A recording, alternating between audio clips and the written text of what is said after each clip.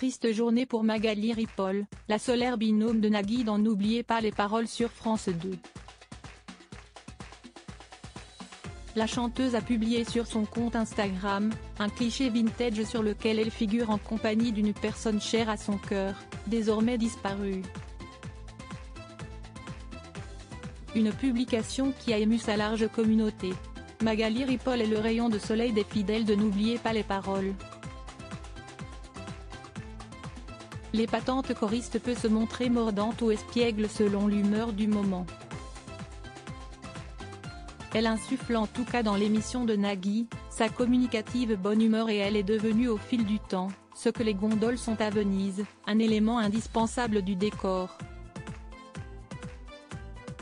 Sur son compte Instagram où elle est très active, on la retrouve toujours aussi prompte à amuser la galerie, et pleine d'un très rafraîchissant sens de l'autodérision. Pendant le confinement, en 2020, elle avait déridé les internautes avec de délicieuses pastilles humoristiques en compagnie de son petit garçon, Marius. Elle partage désormais des fragments de son quotidien, et surtout ses chansons du jour, souvent en duo avec sa fille qui a hérité de son talent vocal. Récemment, elle a également dévoilé un extrait de sa participation à Fort Boyard dans l'équipe de Laetitia Milo, n'hésitant pas à se moquer de sa prestation pour le plus grand bonheur de ses abonnés. Il s'appelait Pierre mais ce 13 septembre la ravissante complice de Nagui, n'avait pas le cœur à rire. Sur son compte Instagram, elle a dévoilé un adorable cliché, d'elle, petite fille alors âgée de 2 ans. Short, sandalettes blanches, un bob sur la tête qui ne cache pas les bouclettes brunes, et des joues comme des pommes. Derrière elle, un homme à moustache et chevelure blanche qui sourit à l'objectif. En légende, la musicienne a confié son lourd chagrin. Été 1980. C'était bien.